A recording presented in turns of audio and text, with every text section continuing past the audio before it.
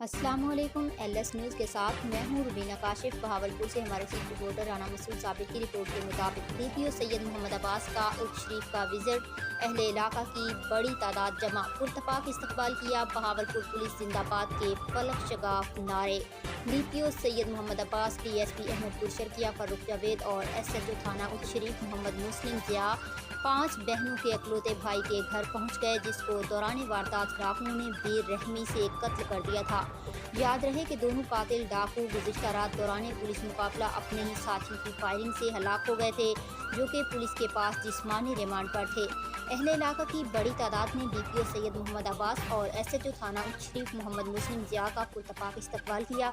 Bahawalpur police जिंदाबाद और DPO Bahawalpur जिंदाबाद के फलक शगाफ नारे लगाए गए, फूलों के हार पहनाए और गुलपाशी की। बहावलपुर पुलिस आपके गम में बराबर की शरीक है।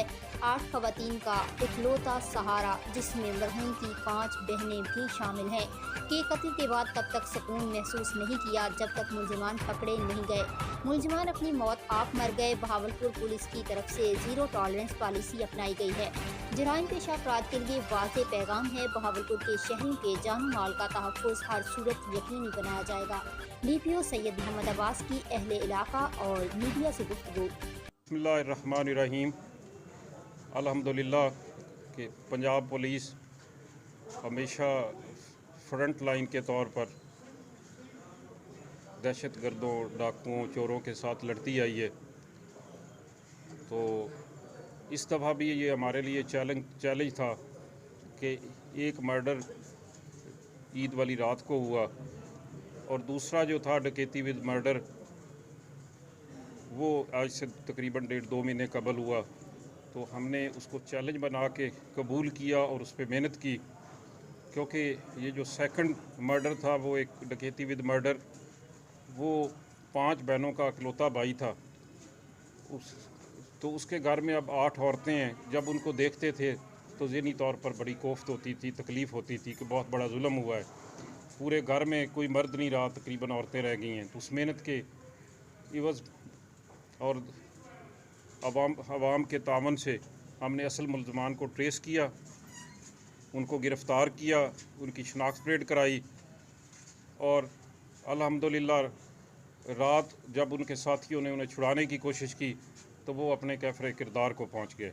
ये अल्लाह ताला का एहसान है कि पुलिस की टीम उसमें सलामत रही। थोड़ा बहुत गाड़ी का नुकसान हुआ, लेकिन मुल्ज़मान जो कि लातादाद रिकॉर्डी थे, साबका मुकदमात में पहले भी चलान हो चुके थे, वो अपने कैफ़रे किरदार को।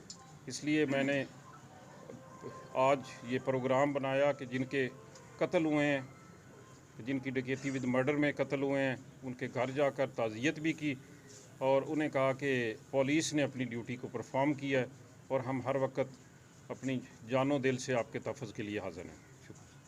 शहजाद सर, जुनियर न्यूज़ से मैं ये जानना चाहूँगा कि ये दो जो नौजवानों को जो मर्डर है, इसमें जो दोनों डाकू हालात में हैं इनकाउंटर में, तो ये दोनों वारदातों में इन्होंने इकट्ठे वारदात किए या ये सेपरेट इन्होंने मर्डर किया है दो बच्चों का? नहीं, 2 मुख्तलिफ वारदातें हैं और दोनों वारदातों में तकरीबन कोई 1 महीने का फ़र्क है। एक पहले वारदात हुई थी और एक बाद में वारदात हुई थी। ये दोनों वारदातें अलग-अलग हुई थी, लेकिन ये दोनों बंदे जो हैं वो पहली और दूसरी वारदात में इकट्ठे थे। अहमद हसन अमान डिजिटल फोरम से आपसे मुखातिब हूँ।